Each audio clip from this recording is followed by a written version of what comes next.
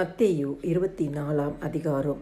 இயேசு தேவாலயத்தை விட்டு புறப்பட்டு போகையில் அவருடைய சீஷர்கள் தேவாலயத்தின் கட்டடங்களை அவருக்கு காண்பிக்க அவரிடத்தில் வந்தார்கள். இயேசு அவர்களை நோக்கி, இவைகளை எல்லாம் பார்க்கிறீர்களே, இவ்விடத்தில் ஒரு கல்லின் மேல் ஒரு கல் இராதபடிக்கு எல்லாம் இடிக்கப்பட்டு போகும் என்று மெய்யாகவே உங்களுக்கு சொல்லுகிறேன் என்றார்.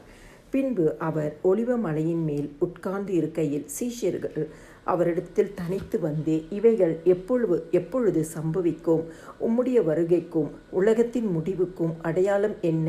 எங்களுக்கு சொல்ல வேண்டும் என்றார்கள். இயேசு அவர்களுக்கு பிரதியுத்தரமாக, ஒருவனும் உங்களை வஞ்சியாதபடிக்கு எச்சரிக்கையாயிருங்கள். ஏனெனில் அநேகர் வந்து என் நாமத்தை தரித்து கொண்டு நானே கிறிஸ்து என்று சொல்லி அநேகரை வஞ்சிப்பார்கள். யுத்தங்களின் செய்திகளையும் கேள்விப்படுவீர்கள். கலங்காதபடி எச்சரிக்கையாயிருங்கள். இவைகள் எல்லாம் சம்பவிக்க வேண்டியதே, ஆனாலும் முடிவு உடனே வராது. ஜனத்துக்கு விரோதமாய் ஜனமும் ராஜ்யத்துக்கு விரோதமாய் ராஜ்யமும் எழும்பும். பஞ்சங்களும் கொள்ளை நோய்களும் பூமி அதிர்ச்சிகளும் பல இடங்களில் உண்டாகும். இவைகள் எல்லாம் வேதனைகளுக்கு ஆரம்பம். அப்பொழுது உங்களை உபத்திரவங்களுக்கு ஒப்பு கொடுத்து உங்களை கொலை செய்வார்கள். என் நாமத்தின் நிமித்தம் நீங்கள் சகல ஜனங்களாலும் பகைக்கப்படுவீர்கள். அப்பொழுது அநேகர் இடறல் அடைந்து ஒருவரை ஒருவர் காட்டிக் கொடுத்து ஒருவரை ஒருவர் பகைப்பார்கள். அநேகம் கள்ள தீர்க்கதரிசிகளும் எழும்பி அநேகரை வஞ்சிப்பார்கள். அக்கிரமம் மிகுதி ஆவதினால் அநேகருடைய அன்பு தணிந்து போம். முடிவு பரியந்தம் நிலை நிற்பவனே ரட்சிக்கப்படுவான். ராஜ்யத்தினுடைய இந்த சுவிசேஷம் பூலோகம் எங்கும் உள்ள சகல ஜாதிகளுக்கும் சாட்சியாக பிரசங்கிக்கப்படும். அப்போது முடிவு வரும். மேலும் பாழாக்குகிற அருவருப்பை குறித்து தானியேல் தீர்க்கதரிசி சொல்லியிருக்கிறானே, வாசிக்கிறவன் சிந்திக்க கடவன். நீங்கள் அதை பரிசுத்த ஸ்தலத்தில் நிற்க காணும்போது யூதேயாவில் இருக்கிறவர்கள் மலைகளுக்கு ஓடிப்போக கடவர்கள். வீட்டின் மேல் இருக்கிறவன் தன் வீட்டிலே எதையாகிலும் எடுப்பதற்கு இறங்காதிருக்க கடவன்.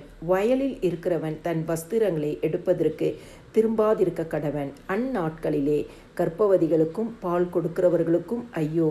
நீங்கள் ஓடிப்போவது மாரிக்காலத்திலாவது ஓய்வு நாளிலாவது சம்பவியாதபடிக்கு வேண்டிக் கொள்ளுங்கள். ஏனெனில் உலகம் உண்டானது முதல் இதுவரைக்கும் சம்பவித்திராததும் இனிமேலும் சம்பவியாததுமான மிகுந்த உபத்திரவம் அப்பொழுது உண்டாயிருக்கும்.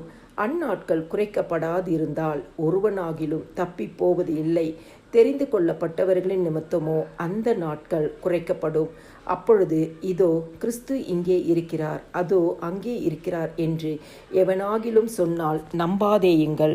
ஏனெனில் கள்ள கிறிஸ்துக்களும் கள்ள தீர்க்கதரிசிகளும் எழும்பி கூடுமானால் தெரிந்து கொள்ளப்பட்டவர்களையும் வஞ்சிக்கத்தக்கதாக பெரிய அடையாளங்களையும் அற்புதங்களையும் செய்வார்கள். இதோ முன்னதாக உங்களுக்கு அறிவித்திருக்கிறேன். ஆகையால் அதோ வனாந்திரத்தில் இருக்கிறார் என்று சொல்வார்களானால் புறப்படாது இருங்கள். இதோ அறை வீட்டிற்குள் இருக்கிறார் என்று சொல்வார்களானால் நம்பாதிருங்கள். மின்னல் கிழக்கிலிருந்து தோன்றி மேற்கு வரைக்கும் பிரகாசிக்கிறது போல மனுஷகுமாரனுடைய வருகையும் இருக்கும்.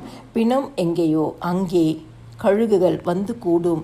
அந்நாட்களின் உபத்திரவம் முடிந்தவுடனே சூரியன் அந்தகாரப்படும், சந்திரன் ஒளியை கொடாதிருக்கும், நட்சத்திரங்கள் வானத்திலிருந்து விழும், வானத்தின் சத்துவங்கள் அசைக்கப்படும்.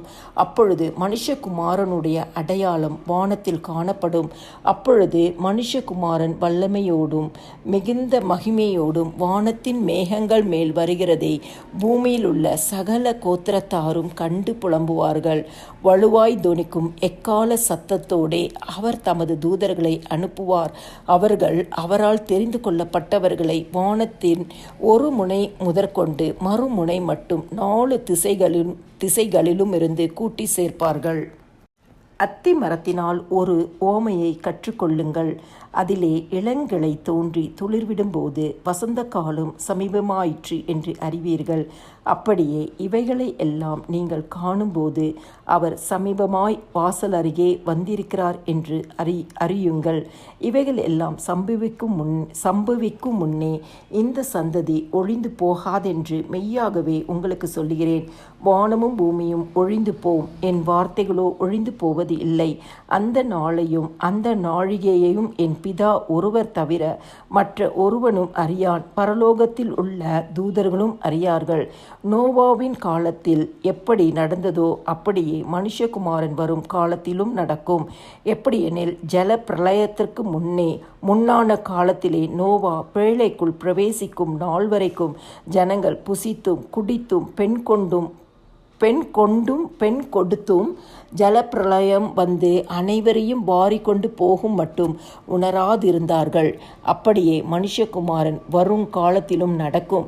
அப்பொழுது 2 பேர் வயலில் இருப்பார்கள், ஒருவன் ஏற்றுக்கொள்ளப்படுவான், ஒருவன் கைவிடப்படுவான். 2 ஸ்திரீகள் எந்திரம் அரைத்து கொண்டு இருப்பார்கள், ஒருத்தி ஏற்றுக்கொள்ளப்படுவாள், ஒருத்தி கைவிடப்படுவாள். உங்கள் ஆண்டவர் இன்ன நாழிகையிலே வருவார் என்று நீங்கள் அறியாதிருக்கிறபடியினால் விழித்திருங்கள்.